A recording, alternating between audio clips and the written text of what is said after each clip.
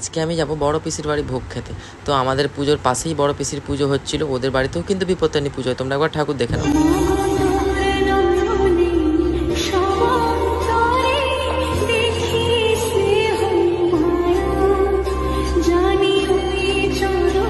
আমি পিসির সঙ্গে দেখা করে নিলাম, এটাই কিন্তু বড় পিসি। তারপর মুন্নাদির সঙ্গে, আর এখানে কিন্তু তুলবৌদি খাওয়াচ্ছিল বাবুকে, আর তুলবৌদি হাই করে দিল।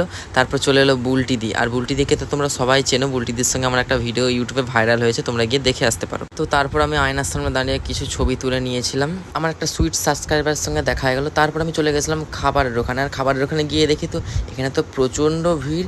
আমার মনটাও খারাপ হয়ে গেছিলো দেখো। তারপর আমি জানলার দিয়ে দেখতে পাচ্ছিলাম পিসিদের উপর থেকে যে আমাদের নিচে পুজো হচ্ছে। তো আমি নিচে চলে এলাম ভিড় দেখে, যেহেতু ওখানে ভিড়, ওখানে দাঁড়িয়ে কী করবো, আমি সোজা পুজোর কাছে চলে এলাম। পুজোর কাছে এসে দেখি মাকে দুপুরের ভোগ দেখানো হচ্ছে। আর হ্যাঁ, মায়ের কিন্তু আজকে ভোগে ছিল খিচুড়ি প্রসাদ। অনেক কষ্টের পর জায়গাটা পেয়ে গেলাম ফাইনালি। আমি একবারে ব্যালকনির ধারে জায়গাটা পেয়েছি। আর হ্যাঁ, পিসিদের কিন্তু ছাদেই ভোগের অনুষ্ঠানটা হচ্ছিল। আমি খাওয়া দাওয়া শেষ করে নিচে চলে এলাম। আর হ্যাঁ, মেনুতে কিন্তু অনেক কিছুই ছিল। আমার ক্যামেরা ধরার মতো কেউ ছিল না বলে আমি কিন্তু মেনুগুলো কিছুই দেখাতে পারিনি। ভিডিওটা আমি এখানেই শেষ করছি না, কারণ পিসিদের ওখানে সন্ধ্যাবেলা নাকি নাচের অনুষ্ঠান হচ্ছে। তো এখনো মতো টাটা, দেখা হচ্ছে সন্ধ্যাবেলা। তো দেখো, সন্ধ্যাবেলা পিসিদের বাড়িতে আমি আবার চলে এসেছি, আর এখানে কিন্তু নাচও শুরু হয়ে গিয়েছিল। আমি কিছুক্ষণ অনুষ্ঠান দেখার পর বাড়িতে এসে দেখি এখানে সবজি কাটা চলছে, যেহেতু আমাদের কালকে ভোগ। তো চলো, আজকের মতো ভিডিওটা এখানেই শেষ করছি। দেখা হচ্ছে আবার নতুন কোনো একটা ভিডিওতে। ভিডিওটা ভালো লাগলে অবশ্যই চ্যানেলটা সাবস্ক্রাইব করে দিও।